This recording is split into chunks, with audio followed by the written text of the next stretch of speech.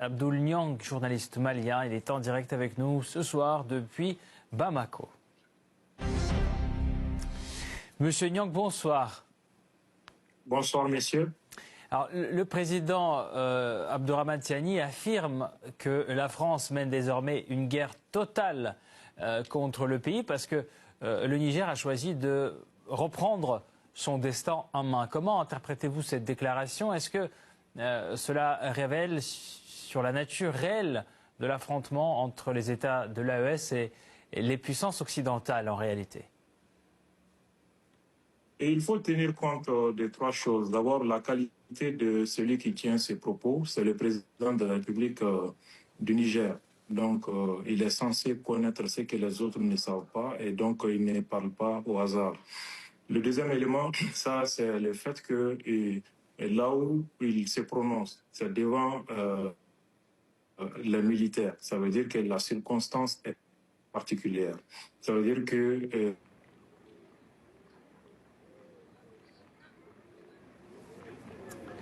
et les forces armées de sécurité sont en état d'alerte maximale. Depuis déjà, les forces sont en état d'alerte maximale depuis déjà plusieurs semaines.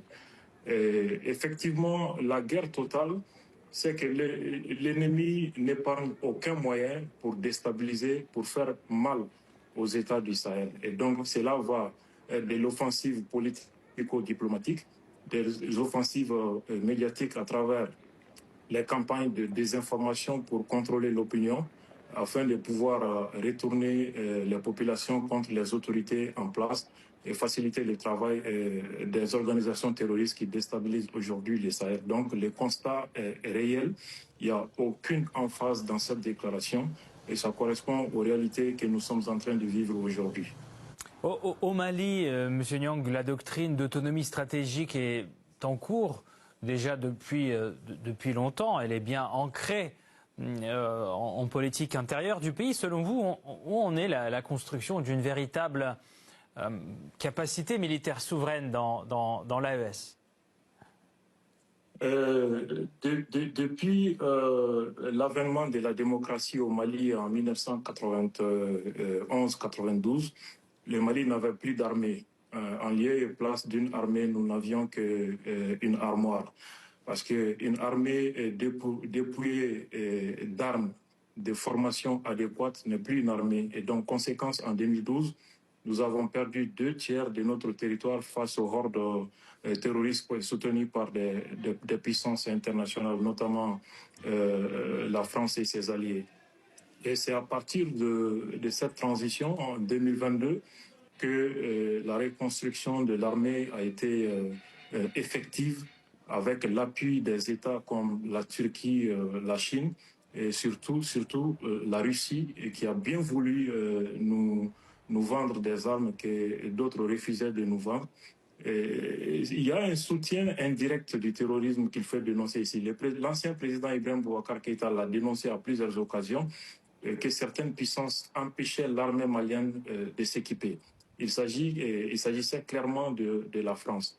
Comment se fait-il que vous intervenez sur un territoire sous prétexte de soutenir ces pays contre les terroristes, en même temps vous empêchez l'armée de ces pays de s'équiper?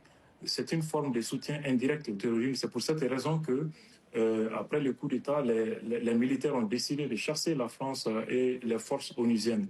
Et c'est grâce à cela que nous avons pu réorganiser notre armée, nous doter d'équipements adéquats pour faire face à la situation. Et résultat d'une année de collaboration avec la Russie et la Turquie, le Mali a pu récupérer l'intégrité de son territoire parce que depuis 2012, nous avions perdu le contrôle de Kidal et d'autres régions du Nord. Mais avec l'appui de la Russie, en une année seulement, nous avons pu récupérer Kidal et d'autres régions. On peut dire qu'aujourd'hui, l'armée malienne opère en toute autonomie dans les airs comme sur la terre et sur l'ensemble de son territoire. Merci beaucoup, Monsieur Niang, pour ce décryptage. Je rappelle, Abdoul Niang, journaliste malien, en direct avec nous depuis Bamako ce soir. Merci encore. Merci.